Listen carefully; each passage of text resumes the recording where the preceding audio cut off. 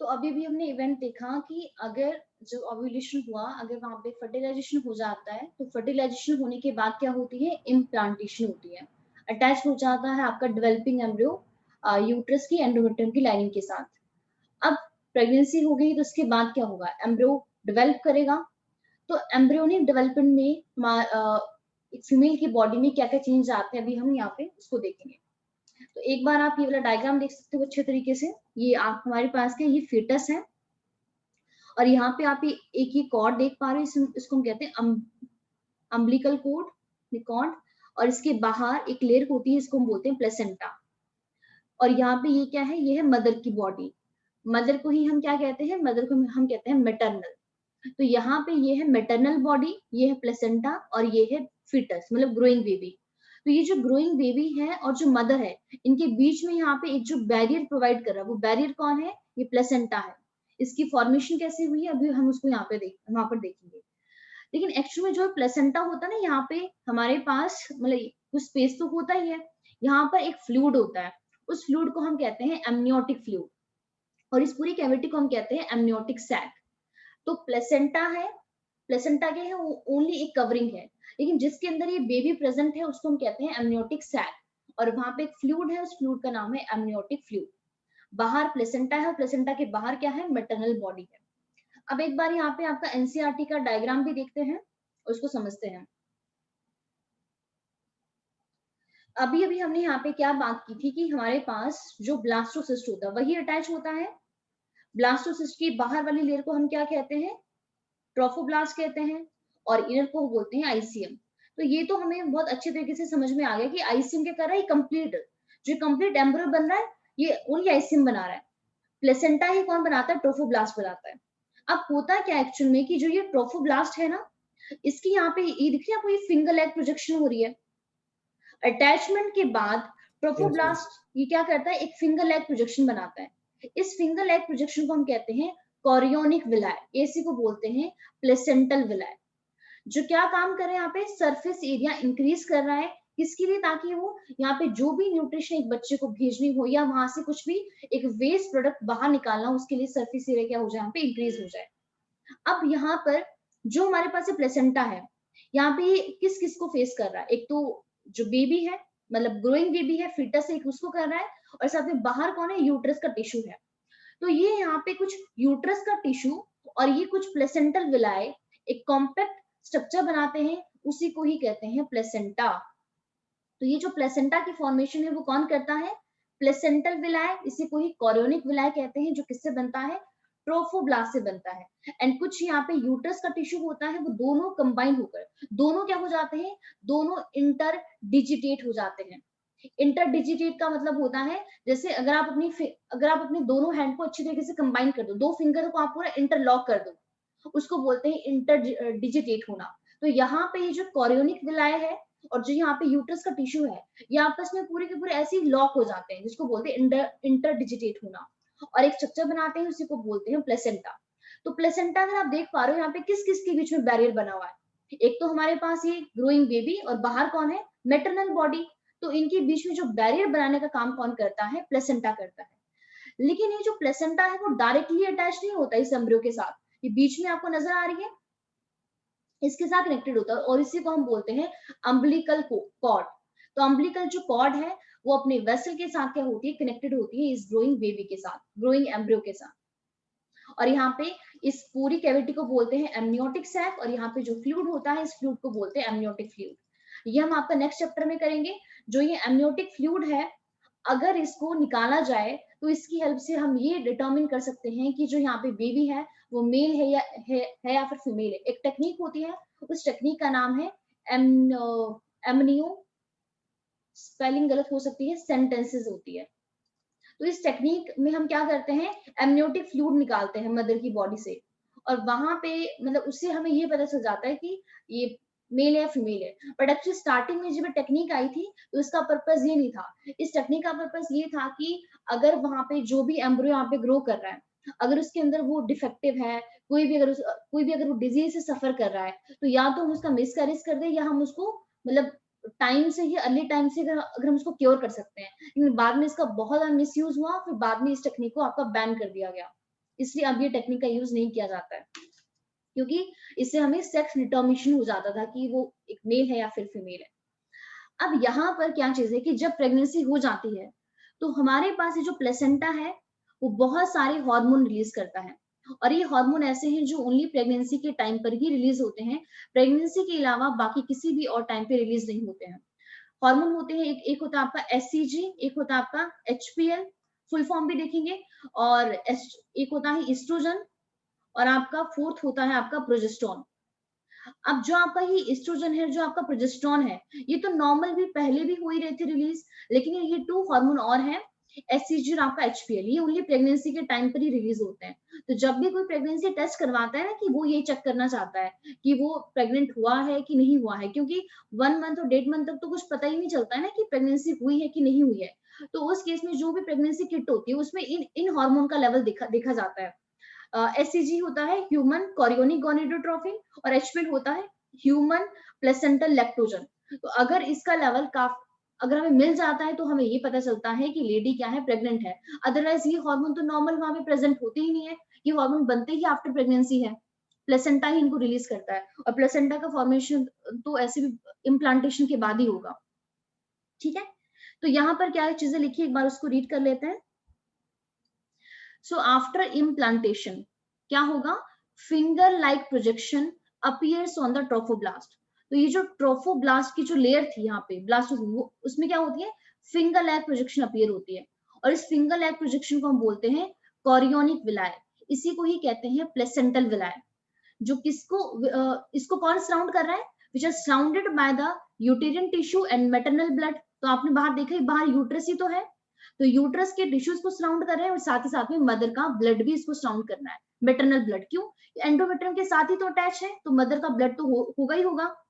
अब ये जो कोरियोनिक विलाय है और जो यूट्रस का टिश्यू होता है वो क्या हो जाते हैं, बिकम इंटरडिजिटेटेड, मतलब इंटरलॉक हो जाते हैं आपस में with each other and jointly form a structural and functional unit। किस किस के बीच में बनती है, डेवलपिंग एम्ब्रियो जिसे फीटस कहते हैं, and maternal body called the placenta. तो ये काफी इंपॉर्टेंट है कि प्लेसेंटा किससे बनता है, कोरियोनिक विलाय एंड यूटेरियन टिश्यू से, और ये किस किस के बीच में बैरियर बनता है, developing embryo and maternal body.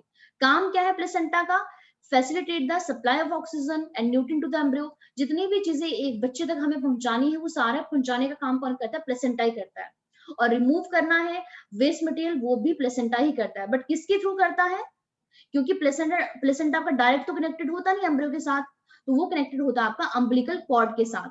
तो ये हेल्प करता है ट्रांसपोर्टेशन में, कि वहां पे जो भी चीजें पहुंचानी है और वहां से लेकर आनी है, ये ट्रांसपोर्टेशन हेल्प करता है। तो यहाँ पर प्लेसेंटा जो है आपका एक्ट करता है एंडोक्राइन टिश्यू की तरह एंड प्रोड्यूस करता है सेवरल हार्मोन्स। ये स्लाइड बहुत ही ज्यादा इंपॉर्टेंट है, ये आपके 4 पॉइंट, कि प्लेसेंटा से कौन कौन से हार्मोन रिलीज होते हैं। एक होता है SCG human chorionic gonadotropin, HPL human placental lactogen, oestrogen and आपका प्रोजेस्टेरोन। ये एक चीज हम पहले भी कर चुके हैं कि जब कोई भी फीमेल प्रेग्नेंट हो जाती है तो उनकी बॉडी में जिन हार्मोन्स का लेवल पहले थोड़ा कम भी होता है ना, वो हद से ज्यादा ही बढ़ जाता है, क्योंकि ये सारे हार्मोन्स एक बेबी की प्रोटेक्शन के लिए, उसकी अच्छी खासी ग्रोथ के लिए हमें चाहिए होते हैं। इसके अलावा एक हार्मोन और रिलीज होता है, उसका नाम है रिलैक्सिन। वहां पे जो ओवरी होती है, ओवरी से प्रेगनेंसी के टाइम पर एक हार्मोन रिलीज होता है जिसका नाम है रिलैक्सिन। ये भी ओनली आफ्टर प्रेगनेंसी होता है, प्रेगनेंसी से पहले कभी भी रिलैक्सिन आपका रिलीज नहीं होता है।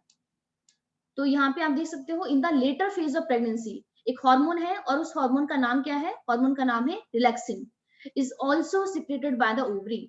तो ये बहुत बहुत इंपॉर्टेंट चीज है। अब ये तो आपको समझ में आ गया कि रिलैक्सिन आपका प्रेगनेंसी के टाइम पे रिलीज होता है, बट हम कंफ्यूज कहाँ पे हो जाते हैं कि कहाँ से रिलीज हो रहा है, यूट्रस से हो रहा है, प्लेसेंटा से हो रहा है, ओवरी से हो रहा है। तो ओवरी से रिलीज होता है रिलैक्सिन। तो यहाँ पे आप देख सकते हो ये 3 हार्मोन ऐसे हैं जो ओनली प्रेगनेंसी के टाइम पर ही रिलीज होते हैं, एससीजी एचपीएल एंड आपका रिलैक्सिन। रिलैक्सिन कौन रिलीज करता है, ओवरी, एंड एससीजी एचपीएल कौन रिलीज करता है, placenta. So in addition, during pregnancy, the level of other hormones like estrogen, progesterone, cortisol, prolactin, thyroxine are also increased several fold in the maternal blood। तो mother के blood में इन सब का level भी बढ़ जाता है बहुत ज्यादा, मतलब नॉर्मल से। So increased production of these hormone is essential for supporting the fetal growth, metabolic changes in the mother and maintenance of the pregnancy. Immediately after implantation, ये लाइन तो हम बहुत बार कर चुके हैं, inner cell mass वही future embryo का किसमें डिफरेंशिएट हो जाता है, आउटर लेयर एक्टोडर्म में एंड इनर लेयर एंडोडर्म में. So a mesoderm soon appear between the ecto and endo, and these three layer give rise to all tissue and organs in the adult. और इस complete structure को हम बोलते हैं गेस्टुला. So inner cell mass contain certain cell called the stem cell. Stem cell के बारे में मैंने आपको पहले भी बताया था कि वो क्या होते हैं, अनडिफरेंशिएटेड सेल होते हैं. अब आप बहुत अच्छे तरीके से आप खुद ही देख सकते हो, आपने भी इनर सेल मास देखा, क्या आप उसको देखकर बता पा रहे हो कि ये सेल आपका डिफरेंशिएटेड है, ये कौन सा सेल आपका हाथ बना रहा है, कौन सा हार्ट बना रहा है, कुछ भी नहीं बता पा रहे हो. तो टोटली ये सेल कैसे हैं, अनडिफरेंशिएटेड सेल है, लेकिन डिफरेंशिएट होके यही क्या बनाते हैं, कंप्लीट एम्ब्रियो बनाते हैं. तो इनर सेल मास क्या है, स्टेम सेल है, लेकिन उसकी एबिलिटी है विच है पोटेंसी. पोटेंसी मतलब उसका पोटेंशियल है to give rise all the tissue and the organ. तो हमने वही कहा था कि स्टेम सेल मास होता है अनडिफरेंशिएटेड सेल का, जिसकी एबिलिटी होती है कि वो कंप्लीट मतलब स्ट्रक्चर किसी भी चीज का बना सकती है. सो ह्यूमन प्रेगनेंसी कितना गेस्टेशन पीरियड होता है, 9 मंथ का. और यहाँ पे बाकी एक एडिशनल इन्फॉर्मेशन दी गई, कैट का होता है 2 मंथ का, डॉग का भी 2 मंथ का होता है, एलिफेंट का होता है 21 मंथ का. तो ये था हमारे पास प्रेगनेंसी के बाद कौन कौन से हमें वहां पे सारे चेंज देखने को मिलता है.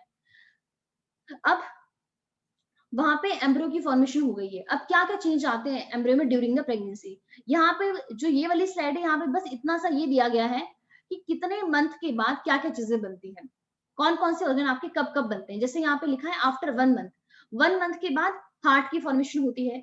2nd मंथ पे लिम्स एंड आपके डिजिट्स डेवलप होना शुरू होते हैं. और जब आपका 12 वीक्स का एंड हो जाता है, मतलब आपका फर्स्ट ट्राइमेस्टर, आपका ट्राइमेस्टर कितना हो गया, 3 महीने बाद, 3 months approximate. हाँ 3 मंथ को बोलते हैं फर्स्ट ट्राइमेस्टर. ट्राया मतलब 3, ठीक है. तो यहाँ पे 3 मंथ को कहते हैं ट्राइमेस्टर, फर्स्ट ट्राइमेस्टर, उसी को 12 वीक्स होगी जिसके अंदर. तो यहाँ पर देखिए 3 महीने जब हो जाते हैं तो क्या क्या ऑर्गन्स डेवलप हो जाते हैं, लिम्स बन जाती है, एक्सटर्नल जेनाइटल ऑर्गन बन जाते हैं. तो देखिए एक्सटर्नल जेनाइटल ऑर्गन्स का मतलब क्या है कि जैसे फीमेल की अगर हम बात करें तो उसका जो लेबियम मेजोरा है, माइनोरा है, वो सारी चीजें बन जाती हैं. मेल की बात करें तो वहां पे पेनिस का डेवलपमेंट हो जाता है, लेकिन इंटरनल नहीं बनते हैं. तो फर्स्ट ट्राइमेस्टर में ये सारी चीजें होती है. फिर देखिए 5th मंथ में क्या होता है, फीटस आपका मूव करना शुरू करता है और वहां पे हेयर्स भी उनके हेड पे आना शुरू हो जाते हैं.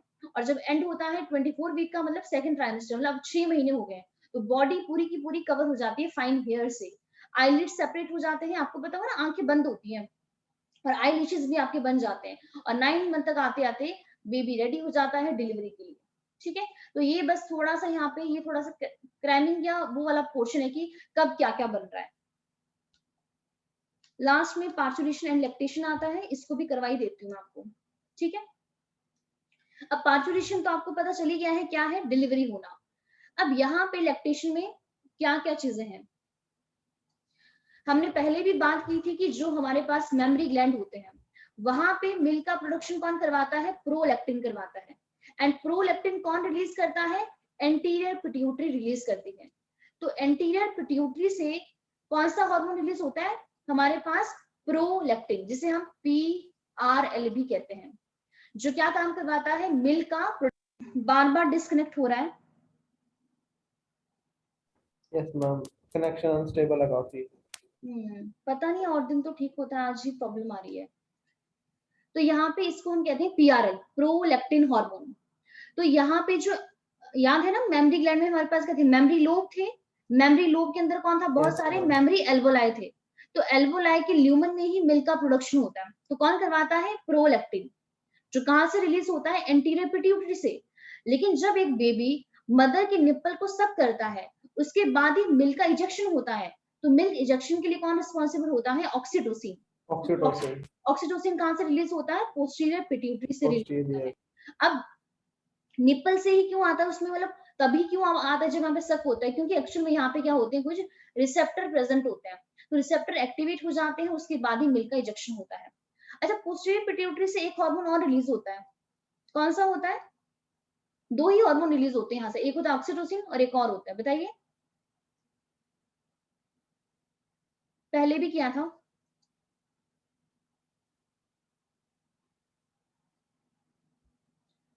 पोस्टीरियर पिट्यूटरी से एक हार्मोन जो और रिलीज होता है उसका नाम है ADH, anti diuretic hormone. Example है Yes, वैसोप्रेसिन, ma'am. जो कहाँ पे एक्ट करता है, किडनी में, मतलब किडनी के भी नेफ्रॉन पे, कौन से वाले पोर्शन पे, वाटर बैलेंस मेंटेन करने के लिए। ठीक है। तो दो ही हार्मोन रिलीज होते हैं। तो यहाँ पर अब देखिए, जब क्या होता है, हमारे पास गेस्टेशन पीरियड कंप्लीट हो चुका है, 9 मंथ कंप्लीट हो गए हैं, तो वहां पे अब मैसेज किसको जाता है कि अब बाहर निकलना है, पार्चुरेशन का मैसेज कौन भेजता है एक्चुअल में? तो पार्चुरेशन का जो ये मैसेज, मैम आपकी आवाज कट गई थी बीच में। अब ठीक है? Yes ma'am. यस तो अभी मैंने आपको कहा कि जब पार्चुरेशन होना है तो एक्चुअल में पार्चुरेशन का मैसेज कौन सेंड करता है? तो जब ये बेबी आपका प्रॉपर डेवलप हो जाता है ना, मतलब फीटस आपका कंप्लीटली डेवलप हो चुका है, और वहां पे साथ में क्या होता है, प्लेसेंटा, ये दोनों खुद ही मदर को मैसेज भेजते हैं कि अब हमारा बाहर निकलने का टाइम हो चुका है। तो यहाँ पे ही जो मैकेनिज्म कैसा होता है, न्यूरो एंडोक्राइन मैकेनिज्म होता है पार्चुरेशन का, न्यूरो एंडोक्राइन। न्यूरो एंडोक्राइन क्यों क्यों कहा? क्योंकि पहली बात तो नर्वस सिस्टम भी इनको कंट्रोल करता है, और एंडोक्राइन का मतलब है क्योंकि वहां पे उस टाइम पे आपको पता है जब यूट्रस में बहुत ज्यादा कॉन्ट्रेक्शन होती है, तो कॉन्ट्रेक्शन होने के साथ ही क्या होता है, प्रोजेस्टेरोन का मतलब लेवल भी डाउन जाता है, एंडोमेट्रियम की लाइनिंग ब्रेक हो जाती है, और पोस्टीरियर पिट्यूटरी से बहुत ही ज्यादा ऑक्सीटोसिन रिलीज होता है। एंड ऑक्सीटोसिन ही क्या काम करवाता है वहां पे, वाइल्ड कॉन्ट्रेक्शन करवाता है यूट्रस के अंदर। तो कॉन्ट्रेक्शन करने का काम कौन करता है, ऑक्सीटोसिन करता है, जिसकी वजह से वहां पे क्या होता है, इजेक्शन होता है, मतलब बेबी होता है बाहर निकल जाता है। इसीलिए ऑक्सीटोसिन को हम बर्थ हार्मोन भी कहते हैं। तो प्रोजेस्टेरोन को प्रेगनेंसी हार्मोन कहते हैं, ऑक्सीटोसिन को हम यहाँ पे बर्थ हार्मोन कहते हैं। तो पार्चुरेशन में क्या है और यहाँ पे लैक्टेशन में क्या, इसको भी रीड कर ही लेते हैं। The average duration of human pregnancy कितना है, 9 मंथ का होता है, और इस 9 मंथ के पीरियड को हम कहते हैं गेस्टेशन पीरियड। अब होता क्या है पार्चुरेशन में, बहुत ही ज्यादा कॉन्ट्रेक्शन होती है। अब कल भी हमने बात की थी कि यूट्रस की एंडोमेट्रियम की लाइनिंग में जब कॉन्ट्रेक्शन होता है तभी तो मेंस्ट्रुअल फ्लो होता है ना, तभी एंडोमेट्रियम की लाइनिंग ब्रेक होती है। तो अगर यूट्रस आपका कॉन्ट्रैक्ट करेगा तो क्या होगा, बेबी बाहर निकलने की कोशिश करेगा, मतलब विजाइना के थ्रू। सो वाइग्रस कॉन्ट्रैक्शन होता है यूट्रस में at the end of pregnancy, cause expulsion और डिलीवरी ऑफ द फीटस। इसी प्रोसेस को कहते हैं पार्चुरेशन। लेकिन एक्चुअल में इस पार्चुरेशन को इंड्यूस कौन करता है, इंड्यूस करता है न्यूरो एंडोक्राइन मैकेनिज्म। हमारे नर्वस सिस्टम के कंट्रोल में बहुत सारी चीजें होती हैं, लेकिन सिग्नल कहां से जाते हैं पार्चुरेशन को, तो ये लाइन बहुत इंपॉर्टेंट है कि सिग्नल दोनों ही भेजते हैं पार्चुरेशन के। जो हमारे पास डेवलप फीटस है, मतलब जब आपका कंप्लीट बन जाता है तो सोचो एक बच्चा खुद ही मैसेज भेजता है कि अब मैं कंप्लीट बन चुका हूँ, मैं फुली डेवलप हो चुका हूँ, अब मेरा बाहर निकलने का टाइम आ गया। एंड सेकंड सिग्नल भेजता है प्लेसेंटा। अभी क्या काम करते हैं, इंड्यूस करते हैं माइल्ड यूटेरिन कॉन्ट्रैक्शन, जिसे हम कहते हैं फीटल इजेक्शन रिफ्लेक्स। अब ये किसको ट्रिगर करता है, release of oxytocin from the maternal pituitary. तो मैटरनल पिट्यूटरी जो मदर का जो पोस्टीरियर पिट्यूटरी है, वहीं से रिलीज होता है ऑक्सीटोसिन। ऑक्सीटोसिन कहाँ पे एक्ट करता है, यूट्रिन मसल पे, और कौन सी वाली लेयर पे एक्ट करता है, मायोमेट्रियम में। आपको पता है ना, मायोमेट्रियम आपका स्मूथ मसल का बना होता है, तो वहीं पर जाकर ही क्या Yes, होता है, ma'am. हमारे पास ऑक्सीटोसिन वहां पे ट्रिगर एक्ट करता है एंड कॉज करता है stronger यूटेरिन contraction which in turn stimulate the further secretion of the oxytocin. अब जब आपका बहुत ही ज्यादा ऑक्सीटोसिन रिलीज होता है, काफी ज्यादा कॉन्ट्रैक्शन होती है, तो स्टिमुलेटरी रिफ्लेक्स देखा गया है किस किस के बीच में, एक होता है यूट्रस का कॉन्ट्रैक्शन, दूसरा होता है ऑक्सीटोसिन का secretion, continue resulting in the stronger and stronger contraction. जितनी ज्यादा कॉन्ट्रैक्शन होगी उतना ही ज्यादा क्या होगा, बेबी बाहर निकलने की कोशिश करेगा, मतलब बेबी को बाहर निकालने का मतलब पूरी इसकी तैयारी की जा रही है। So this lead to expulsion of baby out of the uterus through the birth canal. birth canal किसको बोलते हैं, विजाइना को। Yes, ma'am. ठीक है, विजाइना और आपका सर्विक्स दोनों को ही बोलते हैं आई थिंक कलेक्टिवली, उसको हम कहते हैं मैम सर्विक्स तो यूट्रस का ही पार्ट होता है। हाँ जी, मैम सर्विक्स तो यूट्रस का पार्ट नहीं होता। नहीं वो पर मैम डिलीवरी के टाइम उसको कहते हैं बर्थ कैनाल का पार्ट बन जाता है। हाँ नहीं ये नहीं, यूट्रस सर्विक्स अलग होता है। ये देखिए, ये है छोटी सी ओपनिंग यहाँ पे, नहीं मैम, एक्चुअली वो आकाश वाले टीचर ने लिखवाया था ये, कि मतलब इनिशियल प्रेगनेंसी के स्टेजेस में वो यूट्रस के पार्ट को ही मानते हैं, ये क्योंकि उसमें यूट्रस रिसेप्टर्स को होते ऊपर हैं ना वाला, जो ये सपोर्ट वाला, करते हैं प्रेगनेंसी को। यहाँ पे देखिए ये जो छोटी सी ओपनिंग है ना, इसको बोलते हैं सर्विक्स, और कोई ये आपका विजाइना है। ये हमेशा पढ़ा भी था, मुझे भी याद नहीं आ रहा है। I think vagina and cervix दोनों को कलेक्टिवली वो बर्थ कैनाल बनाती है। फिर मैं चेक कर लूंगी एक बार, फिर बता दूंगी आपको कल। Yes ma'am. उसके बाद क्या है, so what do you think the doctor inject to the induce delivery? तो आप खुद ही बताइए, जब हम हॉस्पिटल में जाते हैं कोई भी डिलीवरी के लिए, तो डॉक्टर वहां पे क्या चीज इंजेक्ट करता होगा? ऑक्सीटोसिन। ऑक्सीटोसिन। ऑक्सीटोसिन, ठीक है। So mammary gland of the female undergo differentiation, वो भी डिफरेंशिएट हो जाते हैं during the pregnancy and start producing milk towards end of pregnancy by the process called lactation. तो मिल्क की प्रोडक्शन करना उसे कहते हैं lactation. So this help the mother in feeding the newborn. अब यहाँ पे जो स्टार्टिंग का जो मदर का मिल्क होता है वो बहुत ही ज्यादा, मतलब उसमें वो काफी ज्यादा न्यूट्रिटिव होता है, काफी अच्छा उसमें न्यूट्रिशन होता है, और लो फैट हाई उसमें प्रोटीन। नेचुरल एंटीबॉडीज होती है, वेरी वेरी इंपॉर्टेंट, जो बेबी के लिए बहुत ही ज्यादा इंपॉर्टेंट होती है। एंड वो बेबी को क्या प्रोवाइड करती है? पैसिव इम्यूनिटी प्रोवाइड करती है। ये पैसिव इम्यूनिटी क्या होती है इसको तो हम बाद में करेंगे ह्यूमन हेल्थ वाले चैप्टर में, बट मैं आपको थोड़ा सा ये बता देती हूँ कि जब हम डायरेक्ट किसी की बॉडी में एंटीबॉडीज वो करते हैं ना, मतलब इम्यूनिटी के दो टाइप देखे गए, एक होती है एक्टिव और एक होती है पैसिव। एक्टिव होती है कि आपकी बॉडी खुद ही बना रही है, जैसे हमने वैक्सीनेशन लिया, तो वैक्सीनेशन में हम एंटीबॉडीज थोड़ा थोड़ा लेते हैं इंजेक्शन के थ्रू, वहां पे वो डेड माइक्रोब्स होते हैं, उसके बाद हमारी बॉडी खुद एंटीबॉडीज बनाती है, उसको बोलते हैं एक्टिव। पैसिव होता है कि जब हम बाहर से एंटीबॉडीज ही डायरेक्ट उनकी बॉडी में वहां पे ट्रांसफर कर रहे हैं। तो यहाँ पे जो मिल्क का जो मिल्क होता है स्टार्टिंग मिल्क, वो आपका बहुत ज्यादा हाईली न्यूट्रिटिव होता है, और उसे हम कहते हैं कोलोस्ट्रॉम, एक नाम देते हैं कोलोस्ट्रॉम, जिसमें नेचुरल एंटीबॉडीज होती है। और कौन सी एंटीबॉडी होती है, कोई बताएगा? सही है, आप बताओ। सॉरी संदेश। IgA। हाँ जी, आईजीए होती है। एक्चुअली हम सारी चीजें हम बाद में डिस्कस करेंगे, आपने अभी नहीं किया होगा। जो एंटीबॉडी होती है ना, एंटीबॉडी को हम आईजी भी बोलते हैं, बिकॉज एंटीबॉडी क्या होती है? प्रोटीन होती है, और आईजी की फुल फॉर्म होती है इम्यूनोग्लोबुलिन। आप नोट कर सकते हो, इम्यूनोग्लोबुलिन, ग्लोबुलिन क्या होती है? प्रोटीन, और इम्यूनो मतलब ऐसी ग्लोबुलिन, मतलब ऐसी प्रोटीन है जो इम्यूनिटी प्रोवाइड करती है। तो ये जो इम्यूनोग्लोबुलिन होती है ना, इसके कुछ टाइप होते हैं, और टाइप होते हैं गेम्ड, IgG, IgA, IgM, IgE, IgD. तो इसमें से जो आईजीए होता है ना, ये सिक्रीशन में हेल्प करता है। तो यहाँ पे जो मिल्क जो आपका प्रोड्यूस होता है, और उसमें एंटीबॉडीज होती है, कौन सी एंटीबॉडी होती है? आईजीए होती है, जो एसेंशियल होती है न्यूली बॉर्न बेबी के लिए। तो यहाँ पे क्या लिखा है? The milk producing during the initial few days of lactation, उसे हम कहते हैं कोलेस्ट्रॉम, जिसके पास क्या होता है? Several antibodies. एंटीबॉडी कौन सी होती है? आईजीए होती है, जो किसके लिए एसेंशियल है? Develop resistant for the new born baby. Breastfeeding during the initial period of infant growth is recommended by the doctors for bringing up a healthy baby. ये आपको पता ही है, ठीक है। तो ये आपका चैप्टर हो गया है कंप्लीट। तो ठीक है, अब आप इस क्वेश्चन का आंसर दीजिए, फिर क्वेश्चन आंसर भी कर ही लेते हैं।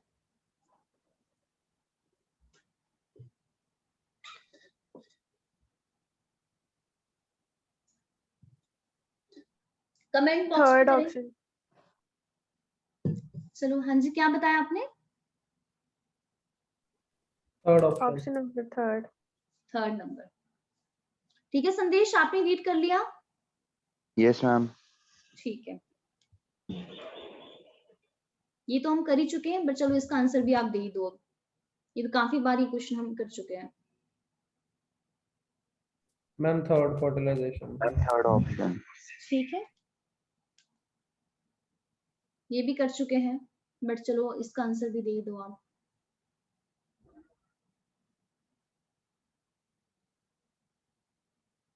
करेक्ट सीक्वेंस क्या थर्ड है होता इसका है? भी। थर्ड ही होगा ना, ठीक है। सबसे पहले क्या होता है? स्पर्मेटोगोनिया बनता है। स्पर्मेटोगोनिया आपका किसमें डिफरेंशिएट होता है?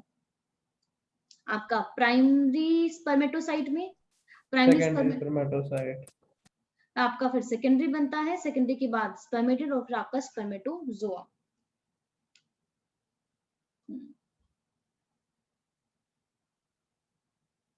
Oxytocin release from maternal pituitary.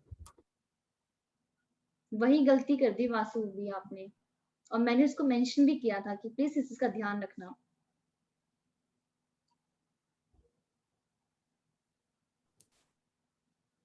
Ma'am both placenta and fluid, yes ma'am. Yes, ma'am. Second. Asimta आपने देख लिया क्वेश्चन? Yes ma'am. ठीक है, क्या आंसर होगा? सेकंड आंसर होगा। अभी भी तो हमने कहा कि जो पार्चुरेशन का मैसेज होता है, एक तो आपका फुली डेवलप्ड फीटस और कौन भेजता है? प्लेसेंटा, दोनों का ही काम होता है। यस ऑक्सीटोसिन, मैम, सिग्नल के बाद आता है हाँ ऑक्सीटोसिन। ऑक्सीटोसिन तो आपका सिग्नल के ये- बाद रिलीज होता है। ये क्वेश्चन मैम क्वेश्चन पेपर में भी था जो आपने सेंड किया था, उसमें मुझे प्रॉब्लम थी, यही थी। ओके ओके, ठीक है ठीक है। उसमें तो एक्चुअली आपके सारे क्वेश्चन है, प्रीवियस ईयर के सारे क्वेश्चन है उसमें। ठीक है, तो बस इतने ही क्वेश्चन थे यहाँ पे, तो आपका चैप्टर हो गया है फिनिश। तो अब